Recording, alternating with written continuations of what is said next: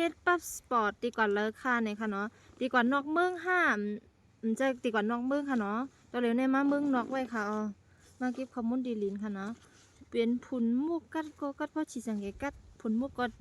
นั่นค่ะเนาะมือได้เลือกแคปตินมาพี่แล้วค่ะเนาะบ่มือได้งำพุดแปดก่อนค่ะเนาะตีนเจ็บต่อตีนเจ็บยุกยองเจอเบิ่นไปมิสแกรนด์อินเตอร์เนชั่นแนลอาลูยุกยองดิค่ะนะใจจึงนังจึงเขาอาลูเปิ้นเฮ็ดดื้อแคปตินตอกค่ะเนาะอาลูในดำจะตอกก่อนนะห้างได้ห้างดีเปซบ่เมินก็จะปึ๊กเป็ด